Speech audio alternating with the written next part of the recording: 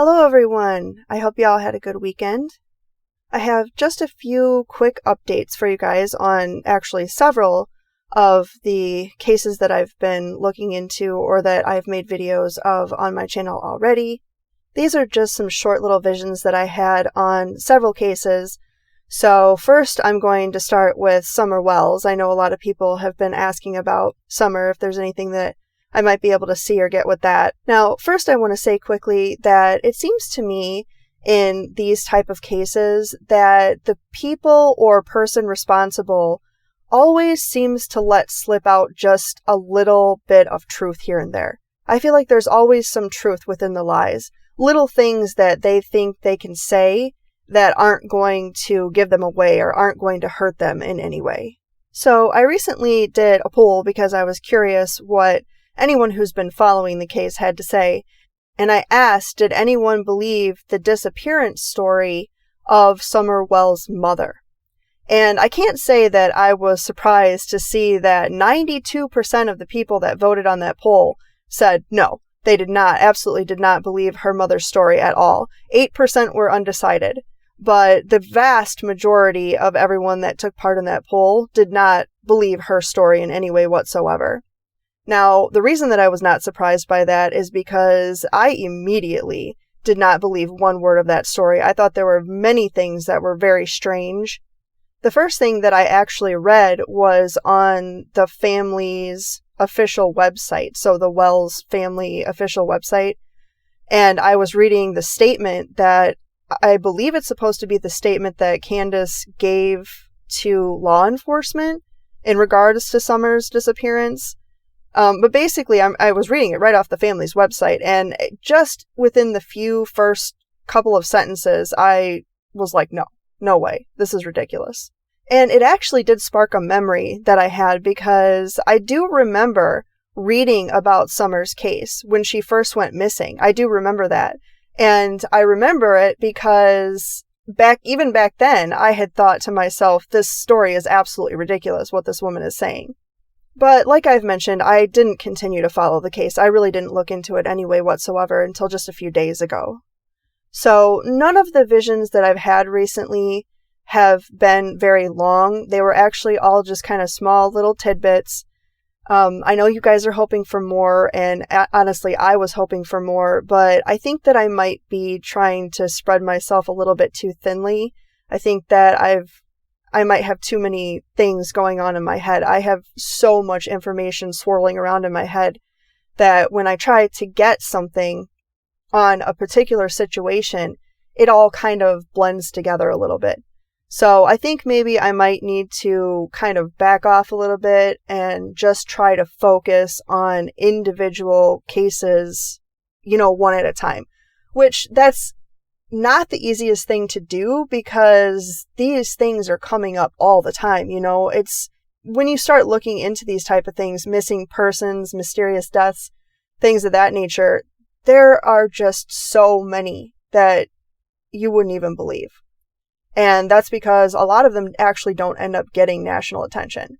So anyway, long story short, I just think that maybe I'm spreading myself a little bit too thinly. So maybe I will be able to get something better, some more in-depth insights in any one of these cases in the future. But as of right now, just these short little updates is what I have for you guys. So I'm sorry I'm babbling. Without further ado, let's go ahead and get into it.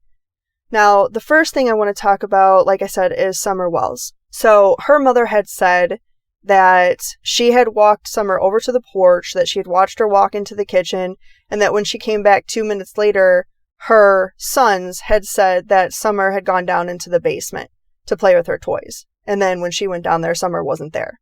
Well, obviously, like I've already said, I don't believe a word of that. But I do think the truth of that statement is that Summer was in the basement. I do believe that her death occurred in the basement.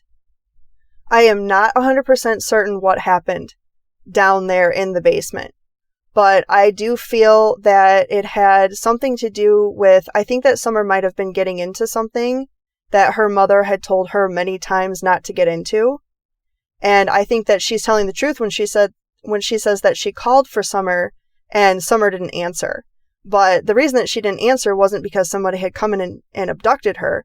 The reason that she didn't answer is because she was doing something she wasn't supposed to be doing. And her mother came down there and found her doing whatever it was. Now, I was able to connect with Summer just briefly. And I have to tell you guys, dealing with children is difficult for me. It wasn't as hard with Quinton Simon because he's so little. And he doesn't really talk a lot. He doesn't say a whole lot of words. You know, he can talk, but he doesn't speak in full sentences. I mean, he wasn't even 2 years old yet. And in my experience, a soul is exactly the same after death as they are before death. So, you know, a little baby doesn't just magically learn how to talk just because they've passed.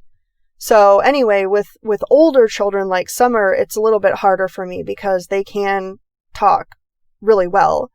And it's hard for me to hear those sweet little voices saying these terrible things. But anyway, I was able to connect with Summer briefly. And the only thing that I was able to hear from her is, my mama killed me. She actually kind of said it like kilt. My mama killed me. But that's all I was able to hear from her. She did say something else that I believe was, she hurt my neck. Now, I'm not 100% certain about that. It wasn't coming through very strong. It was a little difficult to hear what she was saying, but I'm pretty positive that what I heard was, she hurt my neck. I don't know if that means that she was strangled. I don't know if that means somehow she fell and broke her neck or her mother did something to break her neck. I don't know that. All I know is, you know, I just heard, she hurt my neck. The other thing that I felt was somewhat the truth of what her mother was saying was, she said something about having driven down into the holler while she was waiting for the police to arrive. I think that she did do that. I think that she took Summer's body down there. One thing that I'm not certain of is how much or to what extent her father was involved, but I do feel like Don Wells has something to do with this. I don't know that he's directly related to Summer's actual death, but I do think that he knows something. I do think that maybe he helped cover it up, and he might be involved. I honestly don't know that as of yet. The only thing that I feel 100% for sure is that it was definitely her mother. Her mother was definitely involved, and that her mother was most likely the one that actually took Summer's life.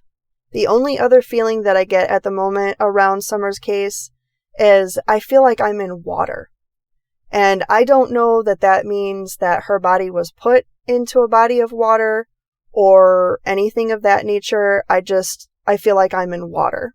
I'm sorry that I don't have more for you on Summer's case, but one thing that I can promise you guys always is that I'm never going to add anything or make anything up or tell you about something that I didn't actually see or feel just to add some drama or to get some content. So, you know, sometimes you guys are going to be a little disappointed that I don't have more for you, but if I get anything, which I really think that I probably will, then I will share it with you guys straight away. Okay, the next update that I have, and once again, this is very short. The next case that I want to update you guys on a little bit is Shanquella Robinson. Now, I did another video on her. I didn't do another vision about her. I just kind of wanted to report on her case and get her case out there.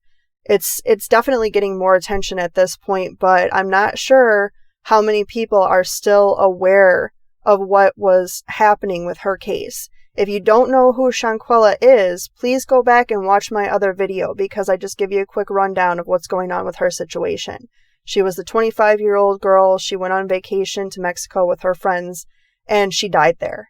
I mentioned in the other video that I was not able to watch the entire quote-unquote fight video that has been swirling around the internet regarding what happened to Shanquella. Although I was able to find a couple of other clips, I don't believe that I've still seen that video in its entirety. So if what I'm about to say is part of that video, then, you know, I apologize for that. But like I said, I have not seen that video to its fullest extent. So I don't know if this is how the video ends or not, but I don't believe that it is. So basically what I saw was Shanquella being drugged by her hair out of the bedroom. I don't know the layout of the villa that they were in Mexico. I don't know if there was an upstairs or if it was like a ranch style, single floor type of building. I don't know that. I don't really see the whole situation. I just see that Shanquella is being drugged by her hair out of the bedroom. And I believe that she's being drugged out of the bedroom directly into the living room. But like I said, I don't know that for sure. There might be stairs. She might be being drugged for a considerable distance. I'm not sure. All I know is that I feel like after she was attacked in the bedroom, that attack did not stop there. I feel like she's being drugged by her hair into the living room, and that the attack continues in the living room. Now, I did hear recently that supposedly there's a second video, a second quote-unquote fight video. I do not feel that that is a second video. I feel like that is just a continuation of the first video. Maybe somebody else is recording it, or maybe the video was interrupted in the middle of the recording. But I don't feel like that was a separate incident in any way whatsoever. I don't think that Shanquella was attacked twice. I think that she was attacked in that instance, that it was one long situation. I also do not feel like it was one person. I feel like it was two people. So I believe that Shanquella was attacked by two separate people, the girl in the first video and then another girl when she was in the living room. I believe that it was the second girl that actually ended up taking her life. And I also feel like there is one girl in the group that was not okay with what was happening. That was not okay with them leaving Shanquella. That was not okay with them attacking her. That was not okay with anything. And I think that that girl might be the key to the case. I think that she might eventually say what she knows. I don't know that for sure, obviously. And honestly, I don't even know who was on the trip. So I don't even know if there was another girl present. I believe that there was. Anyway, once again, that's just what I feel.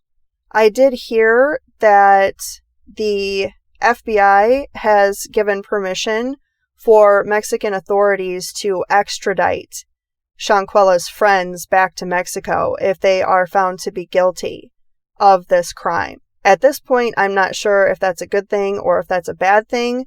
I hope that the Mexican authorities are not going to go lightly on anyone that may have been involved with this. But I don't really feel like they're going to. I feel like Shanquella is going to get justice. I really do. There's been several cases that I've looked into already that I don't have a lot of hope. But in this case, I do feel like Shanquella is going to get justice. Okay, now the last thing that I want to update everybody on really quickly is I did get a little bit of a recent vision in regards to Quinton Simon's case. This was not a dream, like the last little insight or whatever you want to call it that I had into Quinton's case. This was a vision, and it was just a very short vision. It was only like 30 seconds to a minute long.